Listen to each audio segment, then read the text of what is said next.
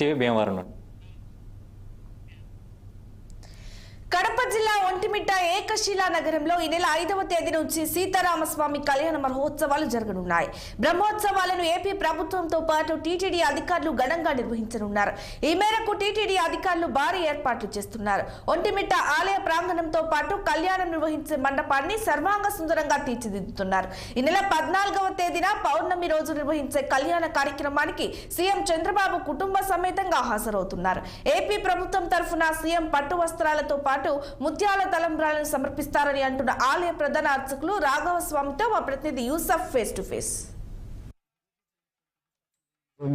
శ్రీరామనవమి వేడుకలకు కడప జిల్లాలోని ఒంటిమిట్ట ఏకశిలా నగరం ముస్తాబవుతా ఉంది. ఈ నేపథ్యంలో రాబోయే రోజుల్లో రేపు 5వ తేదీ నుండి కూడా స్వామివారికి ప్రత్యేక అలంకరణలతో పాటు బ్రహ్మోత్సవాలు నిర్వహించబోతా ఉన్నారు. ఇదే అంశానికి సంబంధించి ప్రధాన అర్చకులు మన వద్ద ఉన్నారు. స్వామి గారిని అడిగి తెలుసుకునే ప్రయత్నం చేద్దాం. స్వామి యొక్క ఉత్సవాలు ఏ విధంగా నిర్వహించబోతా ఉన్నారు, దీనికి గల ప్రాధాన్యత ఏంటి? ఓం నమో వెంకటేశాయ. తిరుమల దేవస్థానంలో ఒంటిమిట్ట శ్రీ కోదండరామస్వామి దేవస్థానము ఇక్కడ వార్షిక బ్రహ్మోత్సవంలో 5వ తేదీ అంకురంతో ప్రారంభమవుతుందన్నమాట. 15 పుష్పయాగంతో పరిశ్రమ అవుతుంది. 11వ తారీఖు సీతారాముల కళ్యాణము వెన్నెల రాత్రులు నిర్వహించబడుతుందన్నమాట. దానికి తగిన ఏర్పాట్లన్నీ తిరుమల దేవస్థానాలు అద్భుతంగా ఏర్పాటు చేశారు. ఇక్కడ ఏర్పాట్లన్నీ పర్యవేక్షించారు, చేస్తున్నారు. ఇక్కడ విశేషం ఆ కళ్యాణానికి మొత్తం దేశవ్యాప్తంగా ఉండే ప్రజానికమంతా భక్తులంతా ఇచ్చేసి ఆ కళ్యాణం తిరిగించి ఆ భగవంతుడి అనుగ్రహానికి పాత్రలు కావాలని దానికి తగిన ఏర్పాట్లన్నీ తిరుమల దేవస్థానం వారి ఇక్కడ క్యూ లైన్లు అయితేనేమి, గ్యాలీలో వాళ్ళకు ప్రసాదము అయితేనేమి, మంచినీరు మజ్జిగ అయితేనేమి సౌకర్యాలు ఏర్పాటు చేస్తున్నారన్నమాట. తర్వాత తిరుమల దేవస్థానం విజిలెన్స్ డిపార్ట్మెంట్ కానీ బాగా పర్యవేక్షిస్తూ ప్రతి పనులను శీఘ్రంగా చూస్తున్నారు. అటువంటి కార్యక్రమాన్ని జరిగే కళ్యాణాన్ని భక్తులంతా తిరిగించి ఆ భగవంతుడి అనుగ్రహానికి పాత్రలు కావాలని మరీ కోరడమైనది. ప్రధానంగా కళ్యాణాన్ని చంద్రుడు వీక్షించే విధంగా కార్యక్రమం ఏర్పాటు చేస్తారు. దాని గల ప్రాధాన్యత ఏంటి?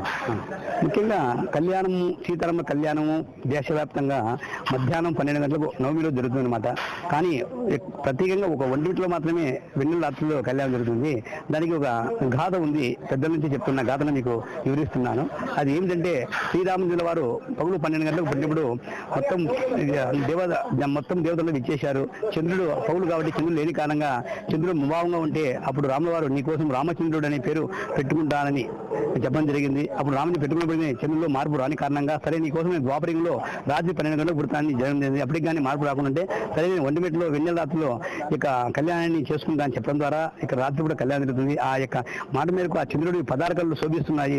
అందుకే వెన్నెల రాత్రిలో కళ్యాణం తిరగడం ద్వారా మనకు మానసిక ఆరోగ్యము, మనసుకు ప్రతీక చంద్రుడు వచ్చేసి సీతాది చంద్రవంశం కాబట్టి వాళ్ళకి అనుగుణ సమయము కాలంగా వెన్నెల రాత్రి కళ్యాణం చేస్తాము. ఒక సాంప్రదాయం అనాదిగా 6 రోజుల పాటు జరిగేటువంటి కైంకర్యాలు ఏ కార్యక్రమం నిర్వహించబోతాం? అదే ప్రతిరోజు సాయంకాలం పుట్టిన 5వ తేదీ అంకురార్పణ జరుగుతుంది. మరుస 6వ ధ్వజారోహణం జరుగుతుంది.